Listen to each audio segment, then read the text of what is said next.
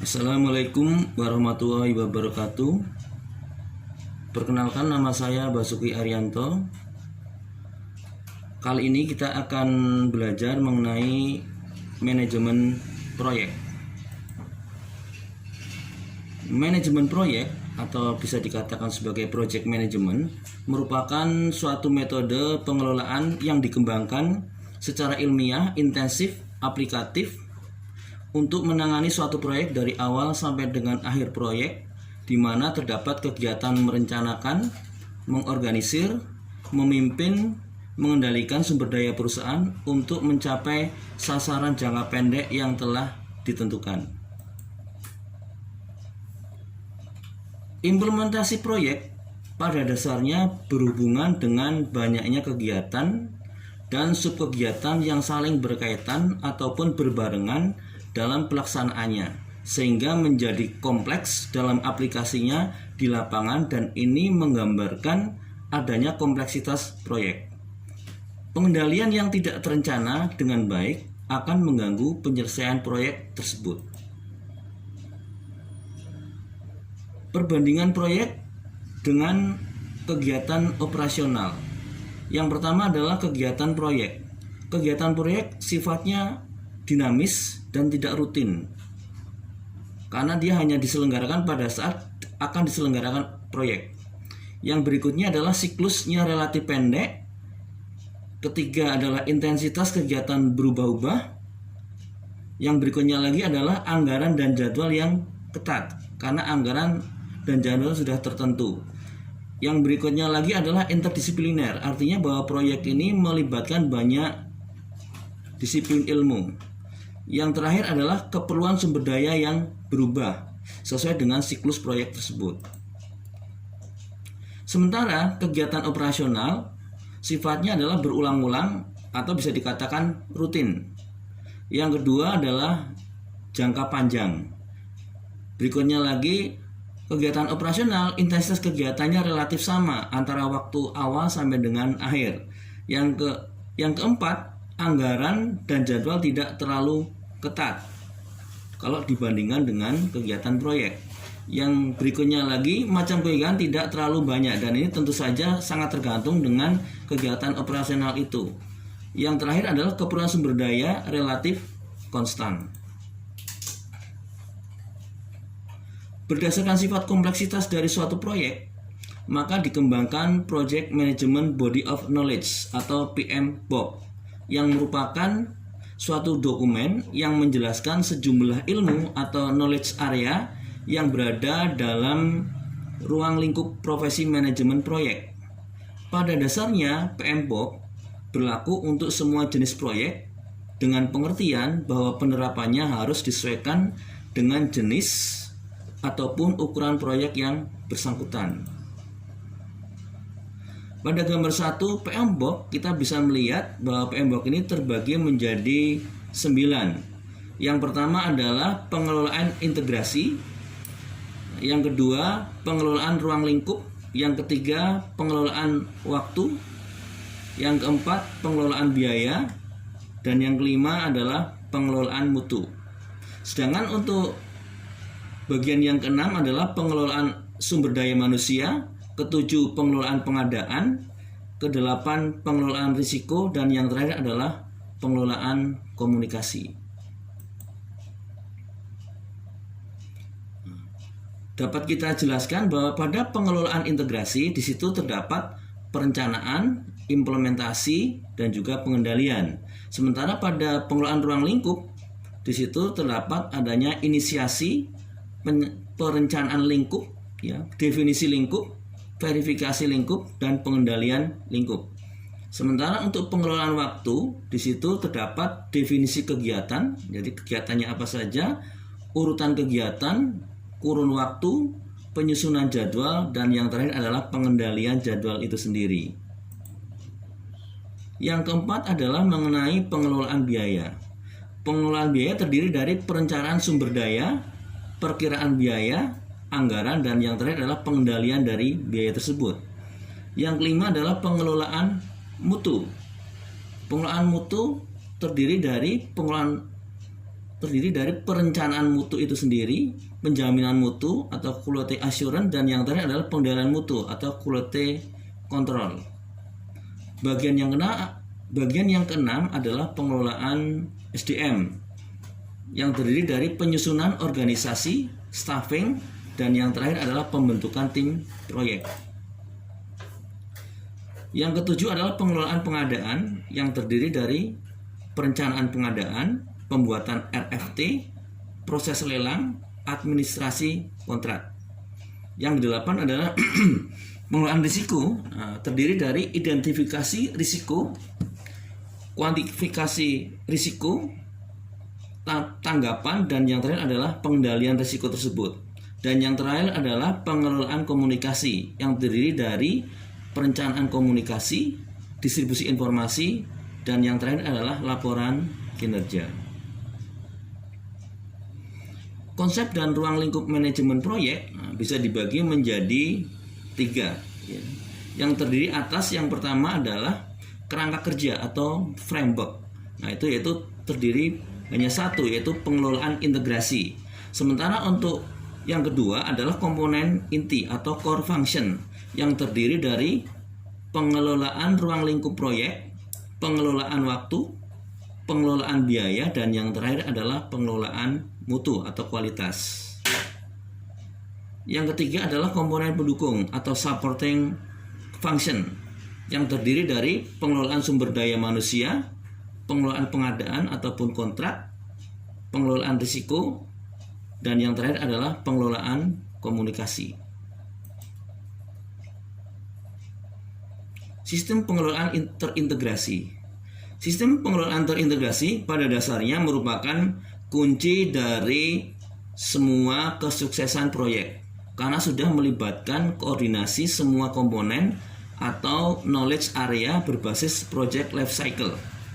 Integrasi ini memastikan bahwa semua komponen dari suatu proyek telah bekerja secara terintegrasi dan dimulai dengan baik serta menyelesaikannya pada waktu yang telah ditentukan dengan kualitas yang baik. Integrasi tersebut berhubungan dengan adanya tim proyek yang mengembangkan koordinasi yang intensif disertai tanggung jawab, komunikasi, dan komitmen yang terukur. Kompleksitas proyek. Kompleksitas proyek sangat tergantung pada jumlah macam dari kegiatan yang ada di proyek. Yang berikutnya adalah macam dan jumlah hubungan antar kelompok dalam proyek, dan yang terakhir adalah macam dan jumlah hubungan antar kegiatan dalam proyek dengan pihak luar. Sedangkan untuk macam proyek sendiri terdiri dari 5. Yang pertama adalah proyek engineering konstruksi, proyek engineering manufaktur. Yang ketiga adalah proyek penelitian dan pengembangan. Yang keempat, proyek pelayanan manajemen, dan yang terakhir adalah proyek kapital. Timbulnya suatu proyek tentu saja bisa muncul dari beberapa pihak. Yang pertama adalah bisa saja terjadi dari rencana pemerintah yang berkaitan dengan APBN dan APBD. Yang kedua, permintaan pasar. Yang ketiga karena permintaan internal perusahaan, dan yang terakhir adalah karena diperlukannya penelitian dan pengembangan. Sementara siklus proyek sendiri terdiri dari konseptual, yaitu sasaran, lingkup kerja, dan kelayakan. Yang kedua adalah perencanaan dan pemantapan atau PP, atau bisa juga disebut sebagai definisi, yaitu terdiri dari rencana, anggaran, jadwal, perangkat, dan juga peserta. Yang ketiga adalah implementasi yang terdiri dari mobilisasi, engineering, pengadaan, konstruksi, rencana rinci, pengendalian, kepenyediaan, demobilisasi.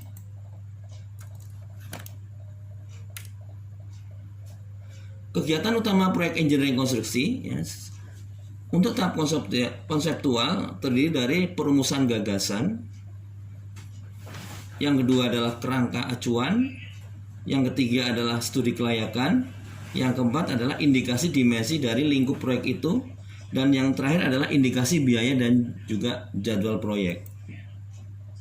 Sementara pada tahap PP dan atau definisi, untuk proyek engineering konstruksi terdiri dari yang pertama adalah pendalaman berbagai aspek persoalan, yang kedua adalah desain engineering dan pengembangan, yang ketiga pembuatan jadwal induk dan anggaran, menentukan kelanjutan investasi, yang keempat penyusunan strategi penyelenggaraan dan rencana pemakaian sumber daya, yang kelima adalah pembelian dini, dan yang terakhir adalah penyiapan perangkat dan peserta. Sementara untuk tahap implementasi, proyek engineering konstruksi terdiri dari desain engineering terinci, yang kedua adalah pembuatan spesifikasi dan kriteria, yang ketiga pembelian peralatan dan materi, yang keempat fabrikasi dan konstruksi, yang kelima inspeksi mutu, yang keenam uji coba kemampuan, dan yang terakhir adalah startup, demobilisasi dan laporan penutupan proyek. Dan yang terakhir adalah tahap operasi ataupun utilisasi, yang terdiri dari operasi rutin dan pengamatan prestasi. Tahap operasi atau utilisasi ini tidak termasuk dalam siklus proyek, tetapi sudah merupakan kegiatan operasional.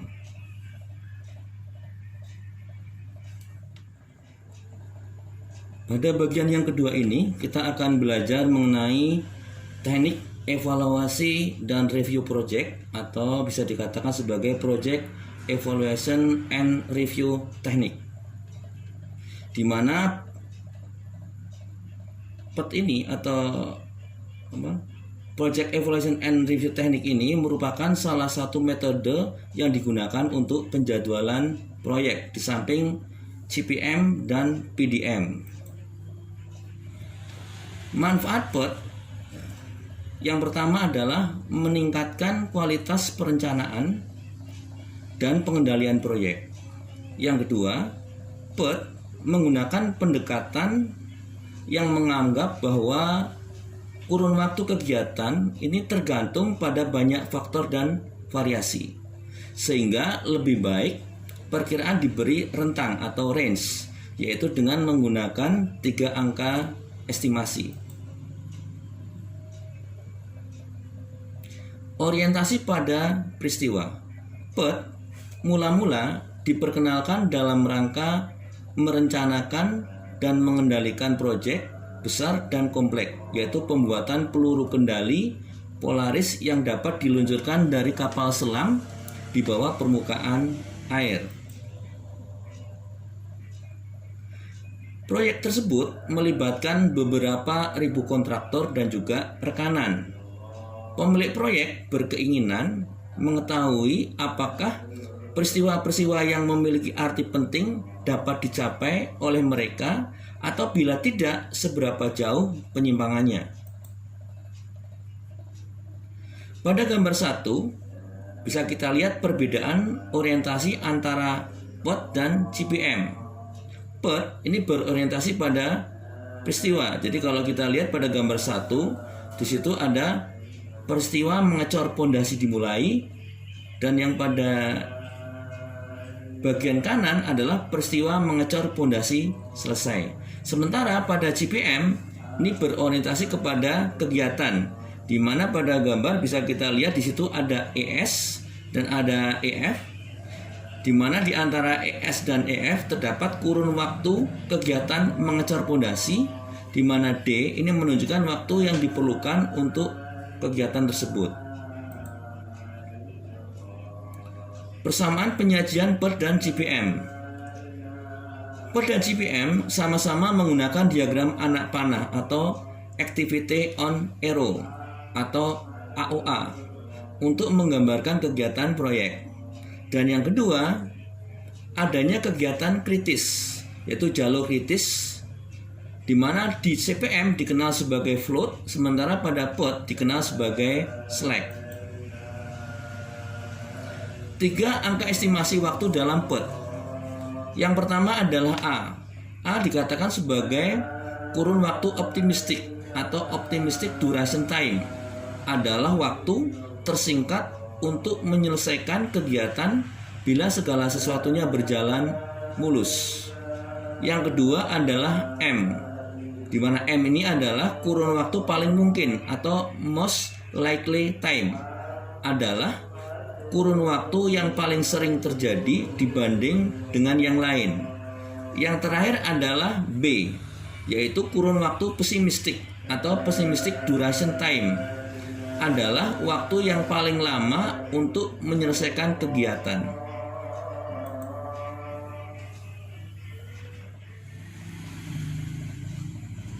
Teori probabilitas.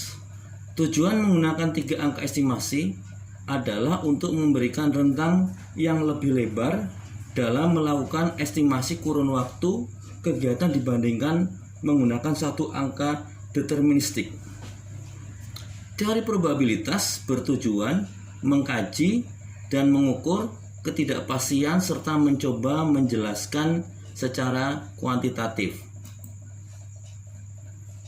Pada gambar 2, kurva distribusi asimetris beta dan variabel A, B, dan M bisa kita lihat di situ.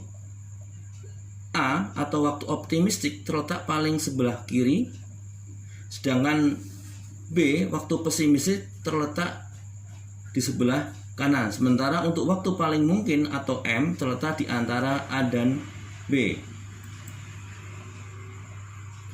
Kurun waktu yang diharapkan TE atau expected duration time bisa dirumuskan sebagai A ditambah 4M ditambah B, hasilnya dibagi dengan 6, di mana TE adalah kurun waktu yang diharapkan, A adalah waktu optimistik, M adalah waktu paling mungkin, dan B adalah waktu pesimistik. Pada gambar 3, yaitu kurva distribusi dengan letak A, B, M, dan TE. Dari situ bisa kita lihat bahwa TE kecenderungannya terletak antara M dan B. Artinya TE terletak di sebelah kanan M. Hal ini terjadi karena kurvanya adalah asimetris. Identifikasi jalur kritis dan juga slack. Identifikasi kegiatan kritis, jalur kritis, dan slack dikerjakan seperti halnya pada Critical Path Method atau CPM menggunakan konsep TE, waktu paling awal terjadi dan waktu paling akhir peristiwa terjadi. TEJ sama dengan TEI ditambah TEIJ, sedangkan TLI sama dengan TLJ dikurangi TEIJ. Pada jalur kritis akan berlaku slack, yaitu sama dengan 0, yaitu terjadi pada saat TL dikurangi TE sama dengan 0. Gambar 4 yaitu jaringan kerja dengan angka A, M, dan B. Di situ terlihat ada 7 peristiwa, di mana antara peristiwa 1, 2, 3, dan seterusnya terdapat 3 angka yaitu A, M, dan B, di mana A menunjukkan optimistik, sedangkan M waktu yang paling mungkin, sedangkan B adalah waktu yang pesimistik.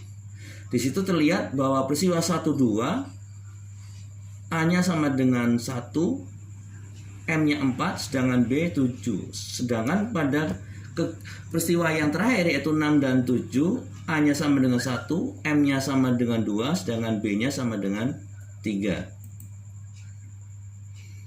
Perhitungan TE.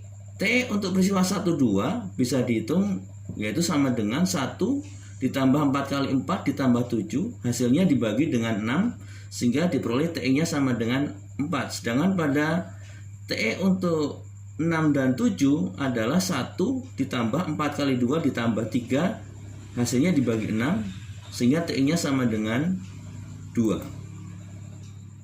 Pada gambar 5 yaitu jaringan kerja dengan TE, dari situ bisa kita lihat bahwa untuk peristiwa 1, 2 TE-nya 4, 2, 3 TE-nya 2, 4 TE-nya 7, sedangkan 3 dan 5 TE-nya 5, 4, 6 TE-nya 8, 5, 6 TE-nya adalah 4, sedangkan yang terakhir adalah 6, 7 TE-nya adalah 2.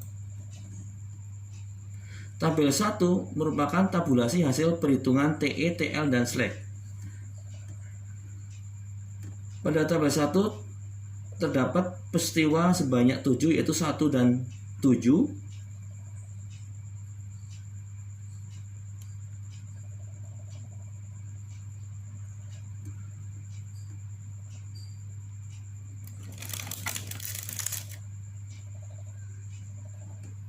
Waduh, kenapa sih ini?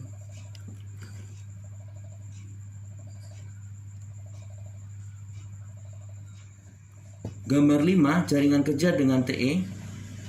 Di situ terdapat 7 peristiwa, di mana sebagai contohnya adalah untuk peristiwa 1, 2, TE-nya sama dengan 4, sedangkan untuk kegiatan untuk peristiwa 6 dan 7, TE-nya adalah 2. Tabel 1 menunjukkan tabulasi hasil perhitungan TE, TL, dan slack.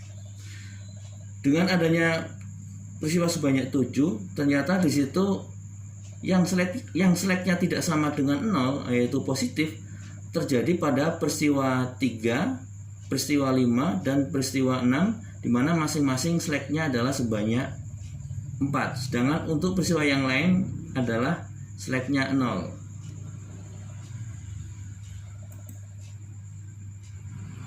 Penjelasan tabel 1. Hasil perhitungan tabel 1 menunjukkan bahwa jalur kritis terdiri dari rangkaian kegiatan atau peristiwa, yaitu 1, 2, 4, 6, dan 7. Total waktu penyelesaian proyek sebesar 21 satuan waktu. Sementara untuk jalur non kritisnya terjadi pada 2, 3, 5, dan 6 dengan total slack sebesar 4 satuan waktu. Pengidentifikasian kegiatan dan jalur kritis di atas belum memasukkan faktor deviasi standar atau varian dari masing-masing kegiatan komponen proyek. Deviasi standar dan varian kegiatan. Estimasi kurun waktu kegiatan metode PERT ini menggunakan rentang waktu dan bukan satu kurun waktu. Rentang waktu menunjukkan derajat ketidakpastian yang berkaitan dengan proses estimasi. Besarnya ketidakpastian tergantung dari besarnya angka yang diperkirakan untuk A dan juga B. Rumus deviasi standar dan varian kegiatan. Deviasi standar kegiatan dirumuskan sebagai S, yaitu sama dengan B dikurangi A dibagi 6. Sedangkan varian kegiatan atau VTE atau S kuadrat dirumuskan sebagai B dikurangi A dibagi 6, hasilnya dikuadratkan. Tabel 2, kegiatan A dan B dengan TE yang sama besar. Kegiatan A dan B, dari situ bisa kita lihat bahwa kegiatan A, waktu optimisnya 4, pesimisnya 10, sementara waktu paling mungkinnya adalah 5,5. Sementara kegiatan B, waktu optimisnya 2, pesimistiknya 14, sedangkan waktu paling mungkin adalah 5. Sehingga dari kedua kegiatan tersebut mempunyai kurun waktu yang diharapkan atau TE sebesar 6.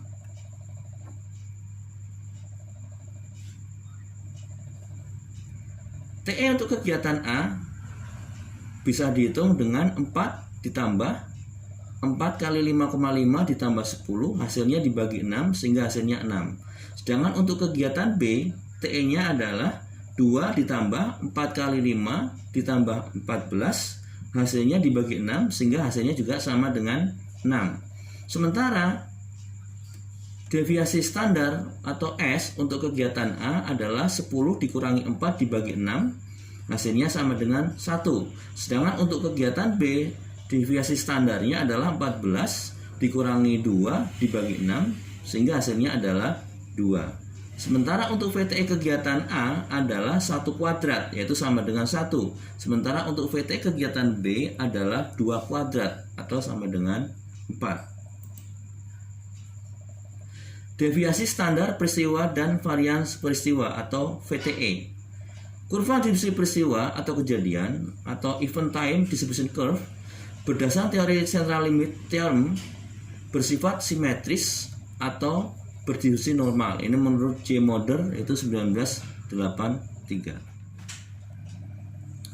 Gambar 6, kurva distribusi normal untuk peristiwa. Dari gambar 6 tersebut dapat kita lihat bahwa posisi TE terletak di tengah-tengah, yaitu pada posisi 0. Sementara untuk yang lainnya, untuk plus minus 1 deviasi standar ini sebesar 68,3%. Untuk plus minus 2 deviasi standar adalah 90,4%, sedangkan untuk plus minus 3 deviasi standar adalah 99,7%.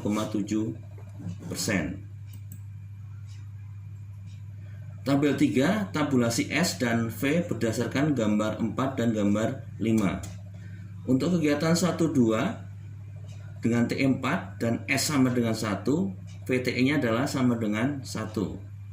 Dari tabel 3 tersebut terlihat bahwa yang mempunyai VTE paling besar adalah kegiatan 24 yang mempunyai TE7, S-nya adalah 1,33 sehingga VTE-nya adalah 1,77. Pada gambar 7, yaitu jaringan kerja dengan TE dan V pada masing-masing kegiatan sesuai pada tabel 3 yang tadi. Di situ terlihat di mana yang memiliki VTE paling besar adalah kegiatan 24, di mana TE-nya adalah 7, sementara VTE-nya adalah 1,77. Sementara kegiatan yang memiliki VTE paling kecil terjadi pada kegiatan 23 dan kegiatan 67, di mana masing-masing VTE-nya adalah 0,11. Perhitungan TE7 dan VTE7. TE7 bisa dihitung sama dengan TE1 ditambah TE12 ditambah TE24 ditambah TE46 dan ditambah TE67, sehingga TE7 sama dengan 0 ditambah 4 ditambah 7 ditambah 8 ditambah 2, yaitu sama dengan 21. Sementara untuk VTE-nya sendiri diperoleh dengan cara VTE1 ditambah VTE12 ditambah VTE24 ditambah VTE46 ditambah VTE67, sehingga hasilnya adalah 0 ditambah 1 ditambah 1,77 ditambah 0,45 ditambah 0,11, sehingga hasilnya adalah 3,33. Tabel 4 menunjukkan perbandingan antara PERT versus CPM untuk beberapa fenomena. Yang pertama adalah mengenai estimasi kurun waktu kegiatan, di mana CPM deterministik atau menggunakan satu angka, sementara untuk PERT menggunakan probabilistik menggunakan 3 angka. Untuk arah orientasinya, CPM adalah ke arah kegiatan, sementara untuk PERT orientasinya adalah ke peristiwa atau kejadian. Untuk identifikasi jalur kritis dan float, untuk CPM dan PERT itu sama-sama menggunakan hitungan maju dan hitungan mundur. Sementara untuk kurun waktu penyelesaian milestone atau proyek, untuk CPM ditandai dengan suatu angka tertentu, sementara PERT menggunakan angka tertentu ditambah dengan variansi. Sedangkan untuk probabilitas mencapai target jadwal untuk CPM, untuk hitungan dan untuk maksud tersebut tidak ada, sementara untuk PERT dilengkapi dengan cara yang khusus. Sedangkan untuk fenomena menganalisis jadwal yang ekonomis, prosedurnya untuk CPM sudah jelas, sementara untuk PERT dikonversi ke dalam CPM terlebih dahulu. Ringkasan, metode PERT direkayasa untuk merencanakan dan mengendalikan kegiatan dengan kurun waktu yang memiliki ketidakpastian cukup tinggi, sehingga dipakai angka estimasi A, M, dan juga B. Proses estimasi besarnya A, M, dan B memperhatikan beberapa faktor sehingga tidak mengurangi manfaat yang akan diperoleh. Teori probabilitas dengan kurva distribusinya digunakan untuk menguantifikasikan ketidakpastian sehingga mendapatkan hubungan-hubungan tertentu antara A, M, dan B. Demikian pula angka TE, yaitu besar kurun waktu yang diharapkan.